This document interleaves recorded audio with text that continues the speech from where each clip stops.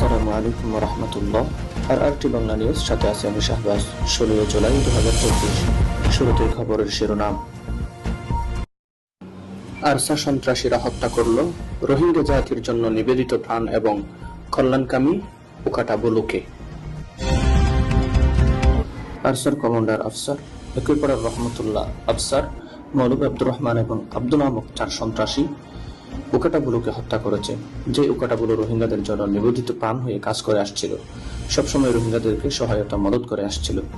এমনকি জানা যায় উকাটাবুলু একসময় রোহিঙ্গাদেরকে প্রতি পরিবারে প্রতি সদস্যদের জন্য 20,000 টাকা করে বরাদ্দ করে আসছিল।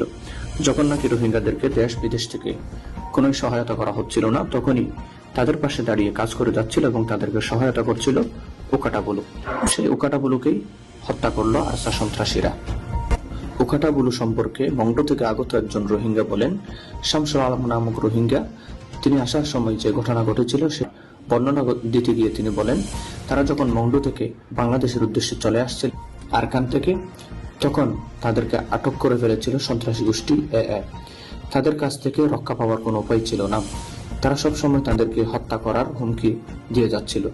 এ সময় তাদেরকে তাদের হাত থেকে উদ্ধার করে উকাটাবুলু তাদের কাছে গিয়ে এর প্রধানের সাথে কথা বলে তাদেরকে কোনো টাকা পয়সা ছাড়া তাদেরকে তাদের হাত থেকে উদ্ধার করে বাংলাদেশে নিরাপদে পৌঁছে দেয়।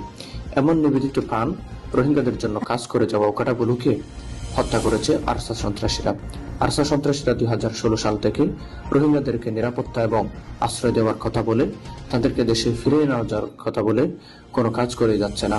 রোহিঙ্গারা দাবি করছে, আরসা সন্ত্রাসীরা যদি কোনো একটা কাজ করে থাকে, তাদেরকে কোনো ধরনের সহায়তা করে থাকে, সেটার যেন ডকুমেন্ট এবং প্রমাণ তাদের সামনে উপস্থাপন করে। আরসা সন্ত্রাসীরা যদি তাদের সামনে ডকুমেন্ট এবং প্রমাণ উপস্থাপন করতে পারে, তাহলে রোহিঙ্গারা সবসময় আরসার পক্ষই নিবে।